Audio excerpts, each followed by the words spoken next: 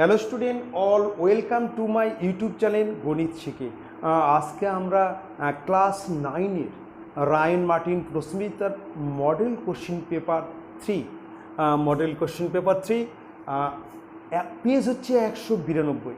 আমাদের বাকি ছিল হচ্ছে 3 থেকে বাকি ছিল আমাদের 1-2 কিন্তু পার্ট 1 কিন্তু হয়ে গেছে।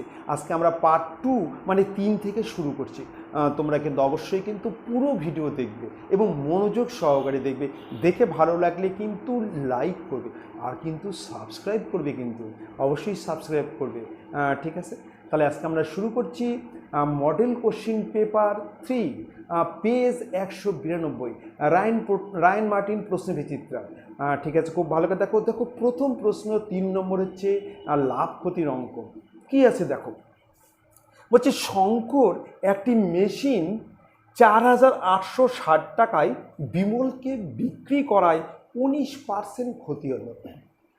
শঙ্কর কী করলো, একটা মেশিন কিন্তু বিমলের কাছে বিক্রি করলো এবং কত টাকায় বিক্রি করছে? 4,860 টাকায় বিক্রি করলো বিমলের কাছে। তার মানে বিমলের ক্রয় মূল্য হচ্ছে 4,860 টাকা, বিমলের কাছে বিক্রি করলো, করে তা 19% ক্ষতি।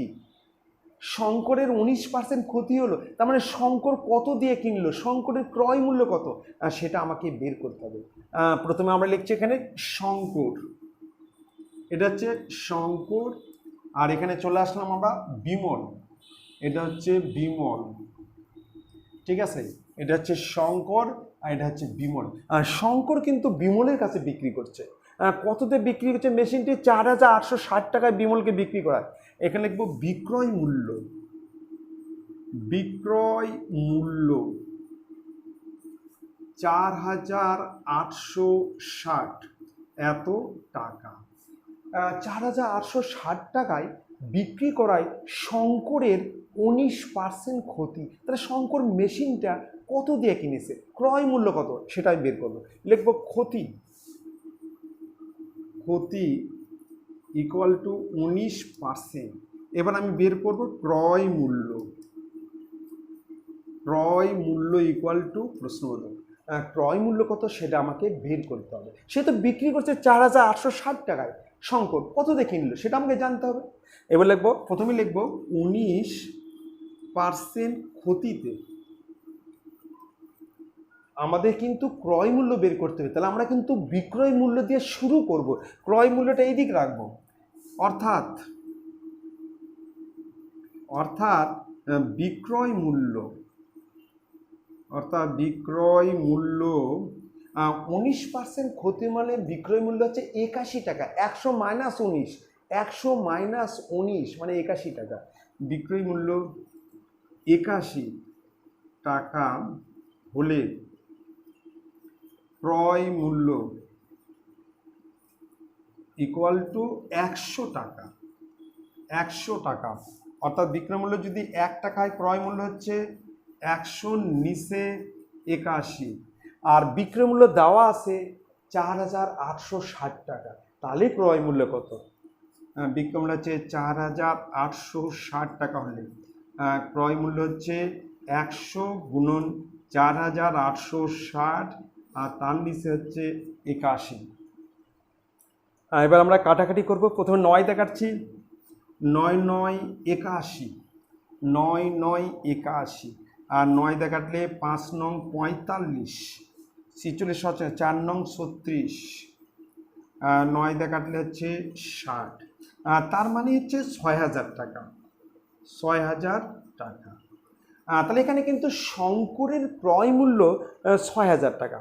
আমরা লিখব শঙ্করের ক্রয় মূল্য ইকুয়াল টু 6,000 টাকা। তার মানে শঙ্কর কিন্তু মেশিনটা 6,000 টাকা কিনে 4,860 টাকায় বিক্রি করছে, যার জন্য শঙ্করের 19% ক্ষতি হয়েছে। ঠিক আছে, এবার শঙ্করের বিক্রয় মূল্য মানে বিমলের ক্রয় মূল্য, তার মানে বিমলের ক্রয় মূল্য হচ্ছে 4,860 টাকা। আমরা লিখব বিমলের ক্রয় মূল্য, বিমলের ক্রয় মূল্য ইকুয়াল টু বিমলের ক্রয় মূল্য, এখানে লিখছি বিমলের বিমলের ক্রয় মূল্য ইকুয়াল টু 4,860 টাকা। বিমল কিন্তু 4,860 টাকায় কিনলো, ক্রয় করলো, মানে শঙ্কর বিক্রি করা মানে বিমলের কিনা। আচ্ছা এইবার বলছে দেখো, বলছে বিমল মেশিনটি যে মূল্যে কল্যাণকে বিক্রি করলো, কত টাকায় বিক্রি করলো বিমল কল্যাণকে সেটা কিন্তু বললো না, বলছে যে মূল্যে বিক্রি করলো তা পেলে শঙ্করের 17% লাভ।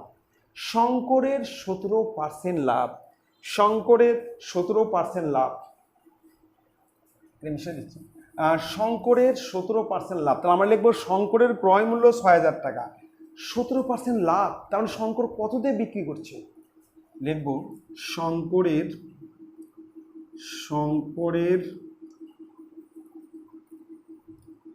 17% লাভ, অর্থাৎ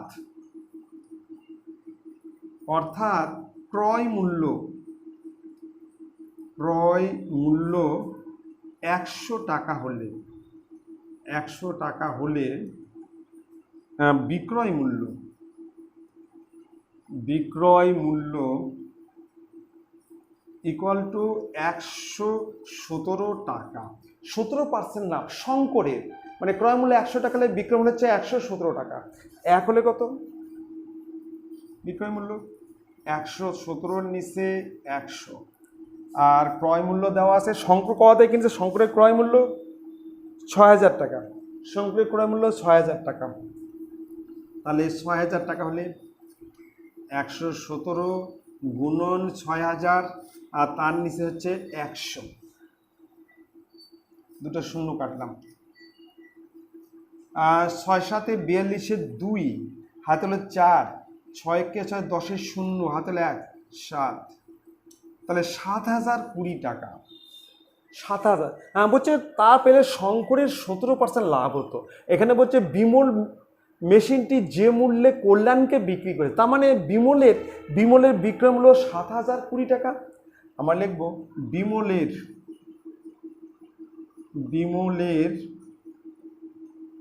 বিক্রয়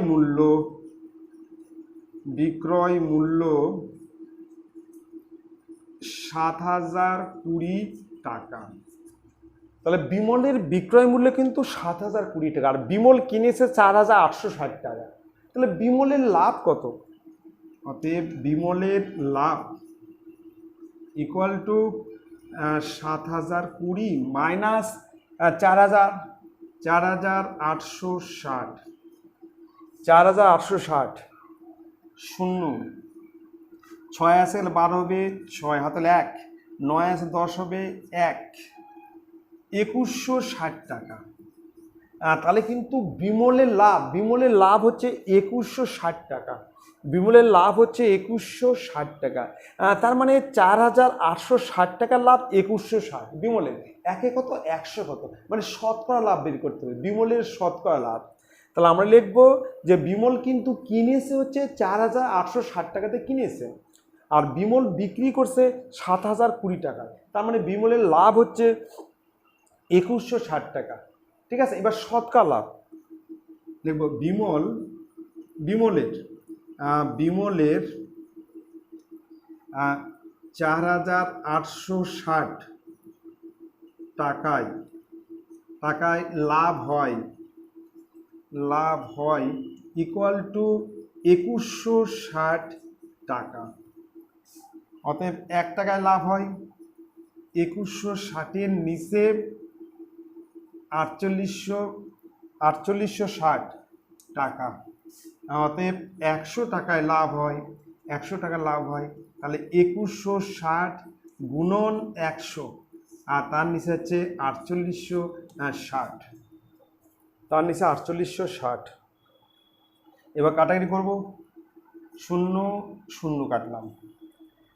তাহলে কাটবো হচ্ছে, প্রথমে কাটছি 6 দিয়ে কাটলে 6 48, 8 81, আর 6 দিয়ে কাটলে 3 6 18, 19 কে 6 6 36, 9 দিয়ে কাটলে হচ্ছে 4, 9 দিয়ে কাটলে 9, তার মানে 400 নিচে 9 সমান 400 নিচে 9 টাকা, 400 নিচে 9 টাকা। সমান সমান এখানে করছি সমান সমান 4 নং 36 44.4/9 4 নং 36 আবার 4 36 এত পার্সেন্ট, তাহলে 44.4/9%। ঠিক আছে, তাহলে আমরা লিখবো যে বিমলের লাভ, অ্যান্সার লিখবো এখানে লিখছি যে বিমলের লাভ ইকুয়াল টু 44.4/9%। এটা হচ্ছে অ্যান্সার। বিমলের লাভ হচ্ছে 44.4/9%। প্রথমে কিন্তু শঙ্কর হচ্ছে 4,860 টাকায় বিমলকে বিক্রি করতে, শঙ্করের কিন্তু 19% ক্ষতি। তার মানে শঙ্কর জিনিসটা কিনেছে হচ্ছে 6,000 টাকা দিয়ে। তাহলে বিমল কিনলে কত? বিমল কিনলো 4,860 টাকা কিনলো, বিমলের কাছে বিক্রি করছে, এটা বিমলের ক্রয় মূল্য। এবার বলছে যে বিমল যে টাকায় কল্যাণের কাছে বিক্রি করলো তা পেলে কিন্তু শঙ্করের 17% লাভ। শঙ্করের 17% লাভ মানে সেটা বিক্রি হচ্ছে 7,020 টাকা। তার মানে বিমল কল্যাণকে 7,020 টাকায় বিক্রি করেছে, কিনেছে 4,860 টাকা। তাহলে বিমলের লাভ কত? বিমলের লাভ 2,160 টাকা। তার মানে 4,860 টাকার লাভ 2,160, একে কত? 100 কত। ঠিক আছে, খুব ভালো করে দেখো। এবার চলে আসতেছি নেক্সট অঙ্কের হচ্ছে 4 নম্বর। দেখো সমাধান করো। এখানে আছে 7x - y - 6 তার whole square plus 14x + 2y - 16 তার হোল স্কয়ার ইকুয়াল টু 0। এখানে আমাকে সমাধান করতে হবে এবং এটা আমরা কিন্তু অপনয়ন পদ্ধতিতে করব। আমরা একটা ফর্মুলা জানি, সেটা হচ্ছে দুটি রাশির বর্গের সমষ্টি শূন্য হলে প্রত্যেকটি মান শূন্য হবে। আমি আবার বলছি, দুটি রাশির বর্গের সমষ্টি শূন্য হলে প্রত্যেকটির মান শূন্য হবে। দেখো এই দুটোর যোগফল শূন্য, কখন যোগ করলে শূন্য হবে? যখন দুটো মানে সবগুলোই যখন শূন্য যোগ করবে তখনই শূন্য হবে। কিন্তু অন্য কিছু আর তুমি যদি শূন্য যোগ করো তাহলে কিন্তু শূন্য হবে না, অন্য কিছু হবে। একমাত্র শূন্য যোগ করলে, শূন্যর সঙ্গে শূন্য যোগ করলে শূন্য হয়, তার সাথে কোনোভাবেই শূন্য হবে না। তাহলে এখানে দুটার যোগফল শূন্য মানে নিশ্চয়ই প্রতিটি রাশি বর্গের সমষ্টি শূন্য, প্রতিটি রাশি বর্গ দুটো রাশি বর্গের সমষ্টি শূন্য, এটাও শূন্য এটাও শূন্য, তবে যোগ করলে শূন্য আসবে। আমরা লিখবো দুটি রাশি, একটু লিখে নেব, দুটি রাশির বর্গের সমষ্টি শূন্য হলে প্রত্যেকটির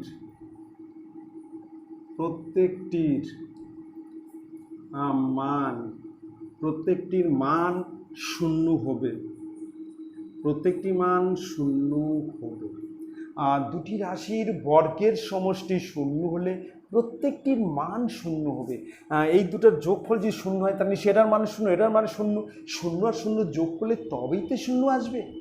ঠিক আছে, তাহলে প্রথমে এটা একটা শূন্য, আমরা দেখছি 7x - y - 6 তার হোল স্কয়ার ইকুয়াল টু 0 হলে, এবার আমরা স্কোয়ার তুলে দেবো। স্কোয়ার তুলে দিলে কিন্তু রুট হয়, কিন্তু 0-র পর তার রুট দিয়ে লাভ নেই।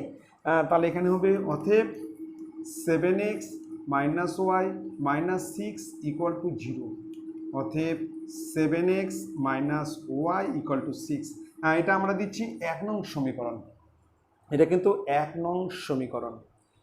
এবার আমরা এটা করছি, এটা হচ্ছে 14x + 2y - 16 তার হোল স্কয়ার ইকুয়াল টু 0 হলে, বা 14x + 2y - 16 ইকুয়াল টু 0, অতএব 14x + 2y ইকুয়াল টু 16। এটা হচ্ছে 2 নং সমীকরণ। এবার 1 আর 2 এর মধ্যে আমরা কিন্তু সমাধান করব। আমরা কিন্তু প্রথমেই ওয়াইকে মিলাবো, এই ওয়াই মিলাবো। তাহলে আমরা 1 নং সমীকরণকে 2 দ্বারা, এটাকে 2 দ্বারা গুণ করবো, তাহলে কিন্তু এই ওয়াই ওয়াই মিলে যাবে, ওয়াইকে আমরা কেটে দেবো, তাহলে আমরা প্রথমেই এক্স এর মান পাবো। ঠিক আছে, তাহলে 1 নং সমীকরণকে আমরা 2 দ্বারা গুণ করব, এটাকে আমরা 2 দ্বারা গুণ করছি, লিখে দেবো যে 1 নং সমীকরণকে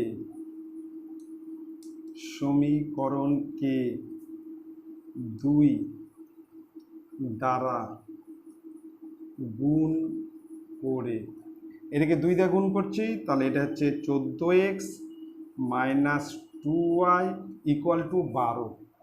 2 দ্বারা গুণ করছি 14x, 2 দিয়ে গুণ করছি 2y, 2 দিয়ে গুণ করলে 12। আর 2 নং সমীকরণ যা আছে তাই লিখছি।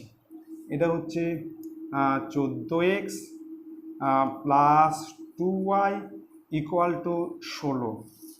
আমরা কিন্তু যোগ করব, এই দুটা সমীকরণকে আমরা কিন্তু যোগ করছি, কারণ যে দুটা কাটবো সেটা কিন্তু বিপরীত চিহ্ন আছে।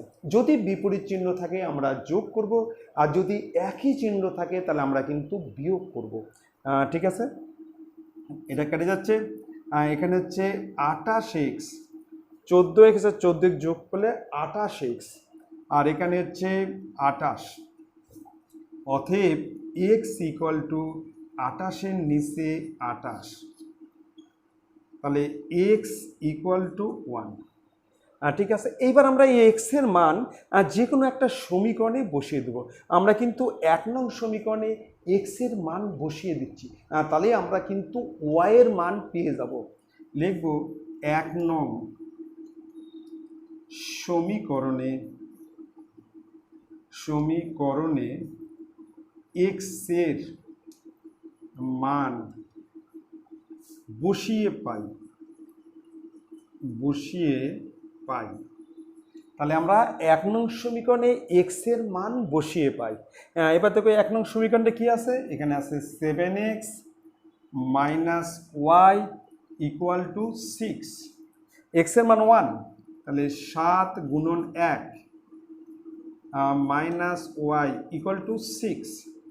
তাহলে 7 মাইনাস ওয়াই 6, এবার 7কে ওপার করে দেবো, minus Y equal to 6 minus 7, তাহলে minus Y equal to minus 1 কেটে গেল।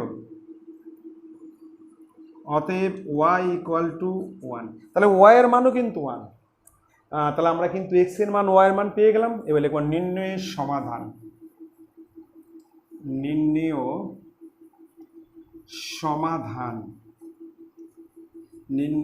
সমাধান x ইকুয়াল টু 1 আর y ইকুয়াল টু 1, এটা হচ্ছে অ্যান্সার। এক্স এর মানও 1 আর ওয়াই এর মানও হচ্ছে 1। ঠিক আছে, খুব ভালো করে দেখবে। এটা আমরা কিন্তু অপনয়ন পদ্ধতিতে করব, আর এটা কিন্তু অবশ্যই লিখবে যে দুটি রাশির বর্গের সমষ্টি শূন্য হলে প্রত্যেকটির মান শূন্য হবে। লেখা দুটোকে আমরা সেপারেট করব। প্রথমে এটা ইকুয়াল টু 0 হলে এখান থেকে একটা সমীকরণ বের করে নেবো, আবার এটা ইকুয়াল টু 0 হলে এখান থেকে আমরা আর একটা সমীকরণ বের করব। সেটা দেবো 2 নং সমীকরণ, এটা দেবো 1 নং সমীকরণ। এবার 1 আর 2 এর মধ্যে আমরা সমাধান করব। ঠিক আছে, এবার চলে আসতেছি নেক্সট অঙ্কে। 4 নম্বর বলছে একটি সমদ্বিবাহু ত্রিভুজের সমান বাহুদ্বয়ের প্রত্যেকটি দৈর্ঘ্য 20 সেমি। একটা সমদ্বিবাহু ত্রিভুজ যার সমান বাহুদ্বয়ের প্রত্যেকটি দৈর্ঘ্য হচ্ছে 20 সেমি এবং অন্তর্ভুক্ত কোণ মানে সমান বাহুদ্বয়ের অন্তর্ভুক্ত কোণ হচ্ছে 30 ডিগ্রি। বলছে ত্রিভুজটির ক্ষেত্রফল কত? আমি আবার বলছি, একটি সমদ্বিবাহু ত্রিভুজ আছে যার সমান বাহুদ্বয়ের প্রত্যেকটি দৈর্ঘ্য হচ্ছে 20 সেমি এবং সমান বাহুদ্বয়ের অন্তর্ভুক্ত কোণ 30 ডিগ্রি। বলছে ত্রিভুজটির ক্ষেত্রফল কত? খুব ভালো করে দেখো, একটা সমদ্বিবাহু ত্রিভুজ, এটা একটা সমদ্বিবাহু ত্রিভুজ, নাম দিচ্ছি এ, এখানে হচ্ছে বি, এখানে সি। এটা হচ্ছে 20 সেমি, এই বাহুটা 20 সেমি, আবার এই গোটা বাহুটা হচ্ছে 20 সেমি, আর অন্তর্ভুক্ত হচ্ছে কোণ হচ্ছে 30 ডিগ্রি। ঠিক আছে, এবার আমরা কিন্তু এখানে কিন্তু 60 ডিগ্রি মানে 30 ডিগ্রি আর 60, এখানে আমরা কিন্তু 60 ডিগ্রি সময় একটা কোণ আগাচ্ছি, এখানে যোগ করে দিচ্ছি। তাহলে এই কোণটা হচ্ছে 90 ডিগ্রি, এই কোণটা হচ্ছে 60 ডিগ্রি, আর এই কোণটা হচ্ছে 30 ডিগ্রি, তাহলে এই কোণটা হচ্ছে 60 ডিগ্রি। ঠিক আছে, তাহলে দেখো আঁকানটা একটু ভালো করে আঁকা নিই।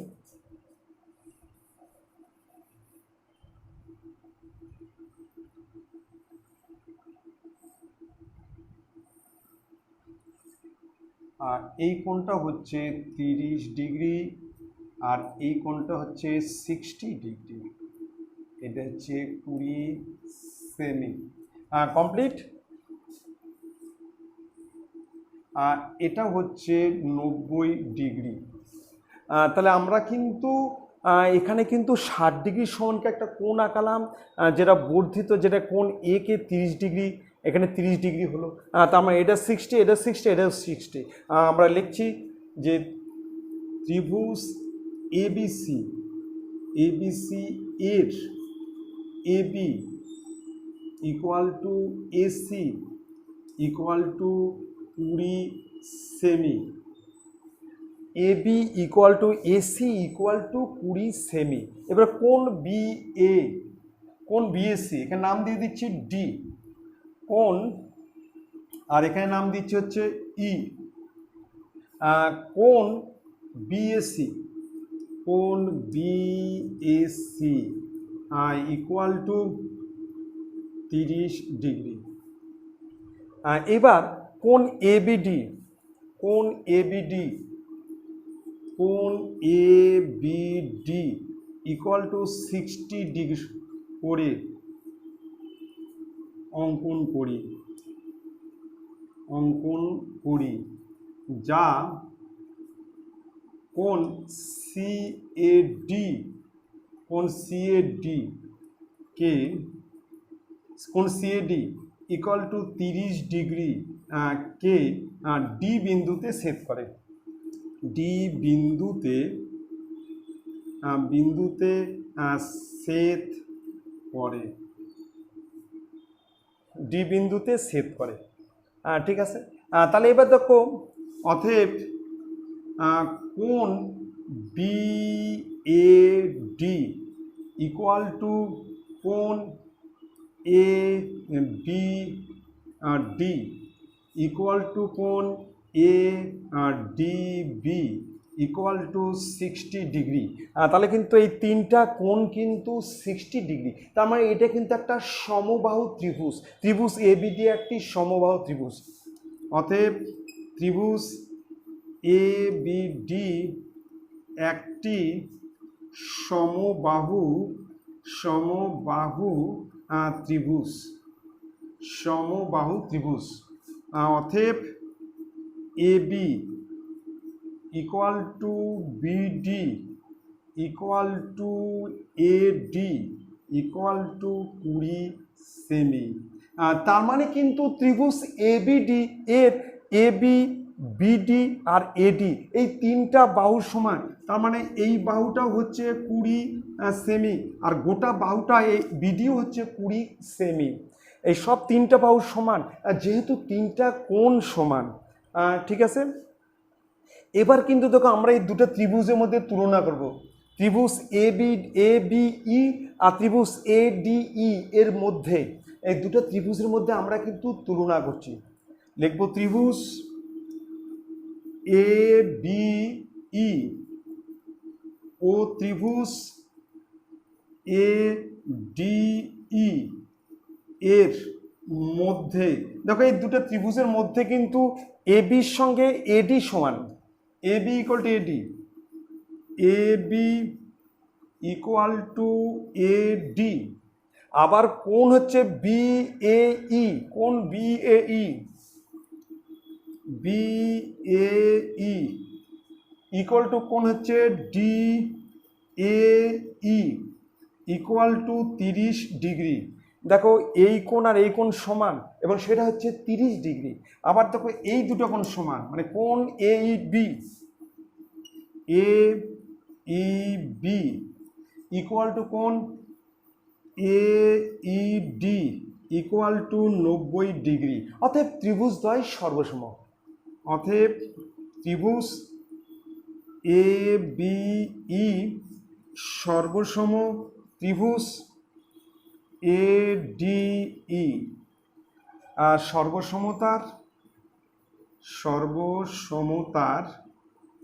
সর্বসমতার এ এস না এ না প্রথম হচ্ছে এস এ শর্তানুসারে শর্তানুসারে। কমপ্লিট। এবার যদি ত্রিভুজদ্বয় যদি সর্বসম হয়, আমি বলতে পারি BE equal to ED, BE equal to DE. আমি বলতে পারি যে বিই ইকুয়াল টু ডিই। অতএব বিই ইকুয়াল টু হাফ, অতএব BE equal to half BD, BE equal to half BD, মানে এই বাহুটাই গোটা বাহুটার অর্ধেক। অর্ধেক। অতএব BE equal to half into 20 এত সেমি। যদি ত্রিভুজ দুটা সর্বসম হয়, এই বাহুর সঙ্গে এই বাহু সমান, তাহলে এই বাহুটা গোটা বাহুটার অর্ধেক, তার মানে BE equal to half BD, BE equal to half BD. ঠিক আছে, তাহলে BE equal to half into 20, কাটলে হচ্ছে 10 সেমি। এবার আমি এবিসি ত্রিভুজের ক্ষেত্রফল বার করব। এটা হচ্ছে উচ্চতা, বিই হচ্ছে উচ্চতা, আর ভূমি হচ্ছে এসি, হাফ ইন্টু ভূমি ইন্টু উচ্চতা। এবার আমি এবিসি ত্রিভুজের ক্ষেত্রফল বার করব। লিখব ত্রিভুজ এবিসি এর ক্ষেত্রফল equal to half into AC into BE বর্গ একক। Half into AC into BE, AC হচ্ছে 20 সেমি, এসি 20 সেমি।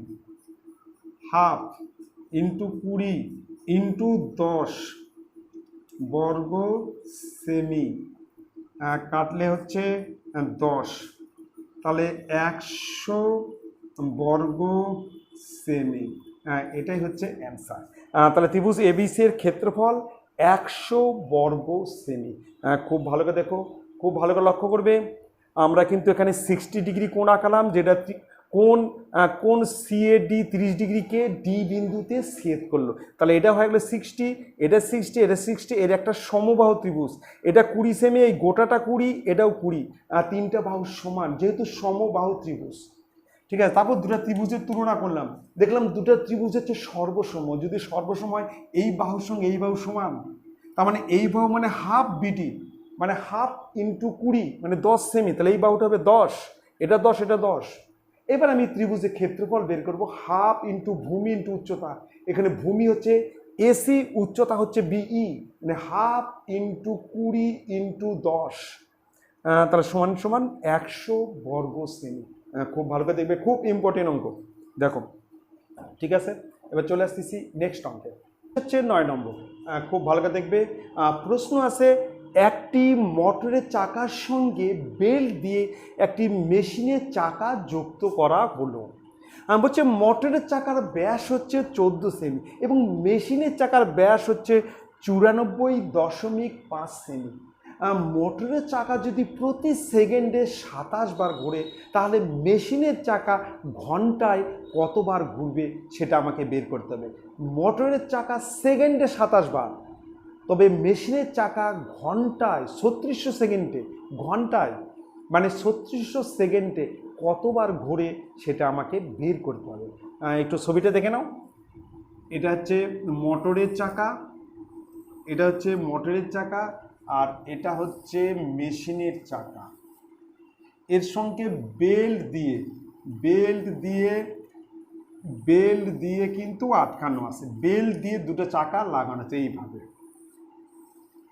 ঠিক আছে, এইভাবে লাগানো আছে। এর ব্যাসার্ধ আর এর ব্যাসার্ধ আমাকে বের করতে হবে। ঠিক আছে, এই যে বেল্ট, একটা বেল্ট দিয়ে কিন্তু আটকানো আছে, দুটো কিন্তু একসঙ্গে ঘুরবে। এটা মোটরের চাকা, এটা হচ্ছে মেশিনের চাকা। ঠিক আছে, প্রথমে আমরা দেখে নিচ্ছি। প্রথমে লিখছি মোটরের চাকার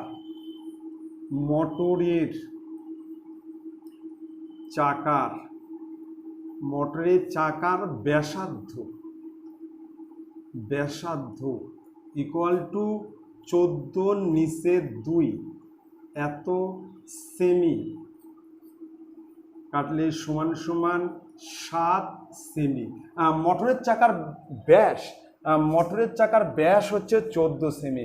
মোটরের চাকার ব্যাস হচ্ছে 14 সেমি, তাহলে এটা হচ্ছে ব্যাসার্ধ হচ্ছে 7 সেমি, 7 সেমি। অতএব মোটরের চাকার পরিধি কত? একবার ঘোরা মানেই পরিধি, 2πr, 2πr। এটা হচ্ছে পরিধির ফর্মুলা। অতএব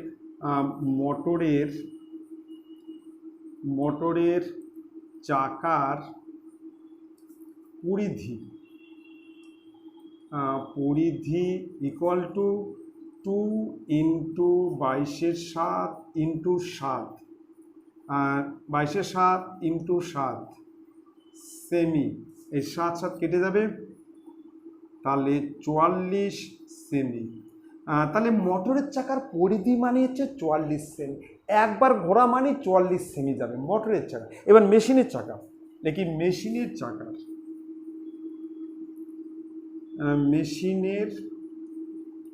চাকার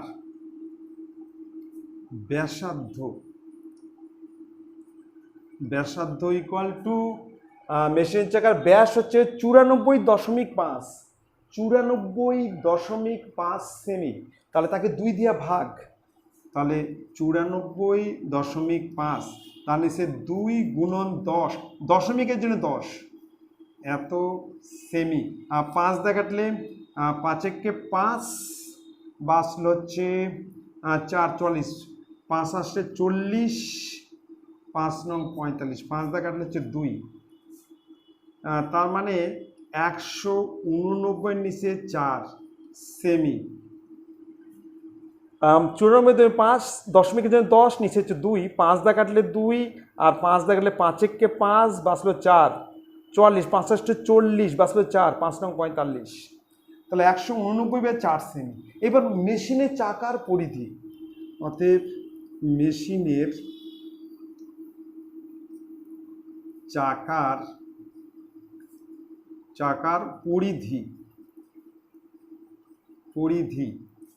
ইকুয়াল টু 2 ইন্টু 22/7 ইন্টু 189, তার নিচে 4, 189 নিচে 4।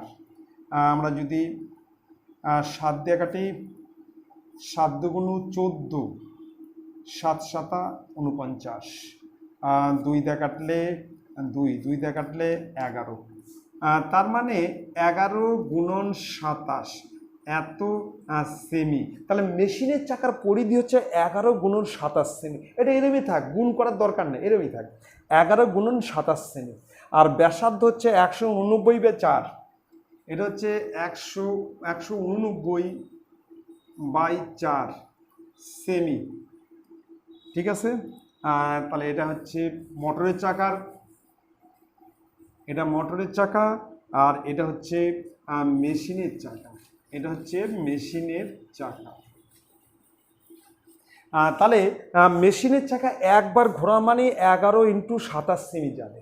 এইবার মোটরের চাকা সেকেন্ডে 27 বার ঘোরে, তাহলে 1 সেকেন্ডে যায় কতখানি? মোটরের চাকা, কিন্তু মেশিন না। মোটরের চাকার পরিধি হচ্ছে কিন্তু 44 সেমি, একবার ঘুরলে যা হচ্ছে 44 সেমি, 27 বার ঘুরলে কত যাচ্ছে? লিখব মোটরের চাকা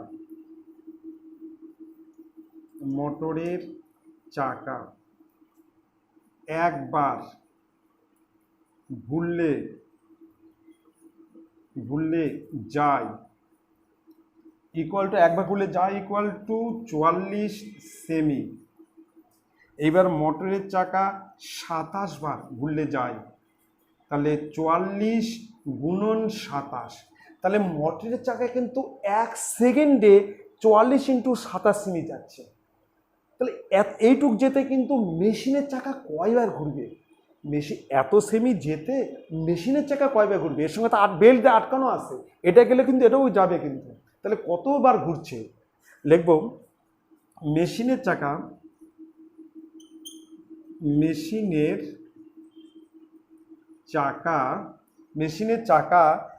11 ইন্টু 27, 11 ইন্টু 27 সেমি গেলে ঘোরে ইকুয়াল টু 1 বার। আচ্ছা, মেশিনের চাকার পরিধি কিন্তু 11 ইন্টু 27 সেমি, তার মানে 11 ইন্টু 27 সেমি গেলে মেশিনের চাকা একবার ঘুরবে।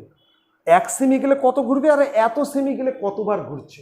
মোটরের চাকা তো 27 বার করে, তাহলে মেশিনের চাকা কতবার ঘুরবে সেটা আমরা বের করবো। তাহলে মেশিনের চাকা 1 সেমি গেলে ঘুরে, তাহলে 1-এর নিচে 11 ইন্টু 27। এবার লোক মেশিনের চাকা হচ্ছে এই যে 44 ইন্টু 27, মেশিনের চাকা হচ্ছে 44 ইন্টু 27 সেমি, তাহলে 44 ইন্টু 27 সেমি গেলে ঘুরে। এখানে করছি, তাহলে 44 ইন্টু 27 আর নিচে 11 ইন্টু 27, 27 27 কাটা, তার মানে 4 বার, তার মানে হচ্ছে 4 বার ঘুরবে।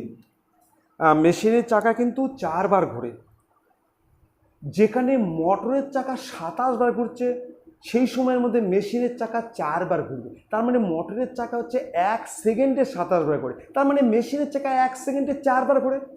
যেখানে মোটরের চাকা 27 বার ঘোরে, সেখানে মেশিনের চাকা 4 বার ঘোরে। মোটরের চাকা কিন্তু 1 সেকেন্ডে ঘুরছে 27 বার, তার মানে মেশিনের চাকা 1 সেকেন্ডে ঘুরবে 4 বার। লিখবো মেশিনের চাকা, মেশিনের চাকা 1 সেকেন্ডে ঘুরে ইকুয়াল টু 4 বার। 1 সেকেন্ডে 4 বার ঘোরে, আর মোটরের চাকা কিন্তু 1 সেকেন্ডে 27 বার ঘোরে মোটরের চাকা, আর মেশিনের চাকা 4 বার। মোটরের চাকা তো ছোট আর মেশিনের চাকা বড়, কিন্তু ও এরম ঘোরা মানে একবার, আর ওর মধ্যে অনেকবার ঘুরবে।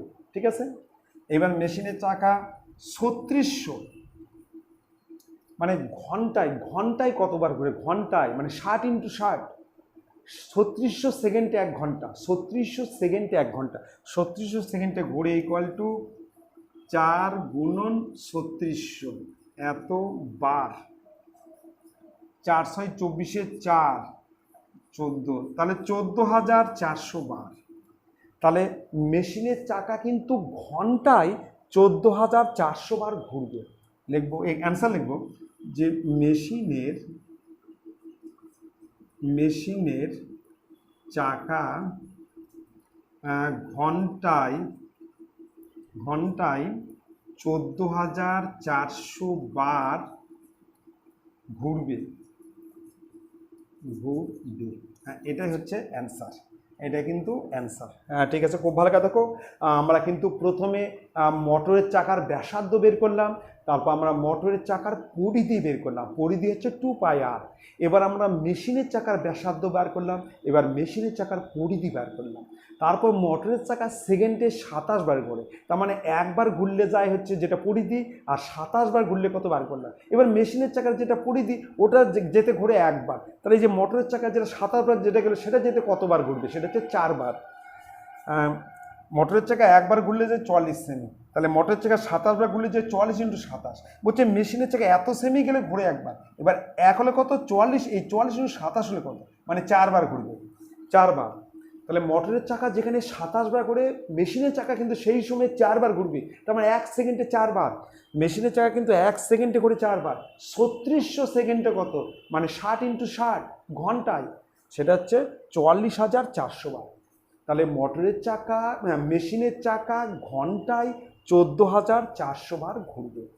ঠিক আছে, খুব ভালো। দেখো এবার একটা কথা বলছি, যদি তোমাদের ভালো লাগে তোমরা কিন্তু অবশ্যই কিন্তু লাইক করবে, এই কাজটুকু অবশ্যই করবে, আর হচ্ছে সাবস্ক্রাইব করবে। যারা সাবস্ক্রাইব করে তারা সাবস্ক্রাইব করবে, কারণ তোমাদের পরের ভিডিও পেতে কিন্তু সুবিধা হবে।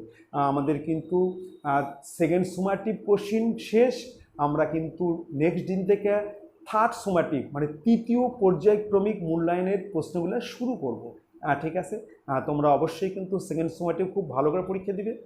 আর একটা কথা বলছি, যদি তোমাদের ভালো লাগে তোমরা কিন্তু লাইক করো, সাবস্ক্রাইব করো, আর তোমাদের জানাশোনা পরিচিত বন্ধুদেরকে কিন্তু ভিডিওটা কিন্তু শেয়ার করো, অবশ্যই শেয়ার করো।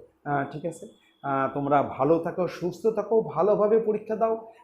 থ্যাংক ইউ, গুড নাইট, তোমাদের সঙ্গে আবার দেখা হবে। ঠিক আছে।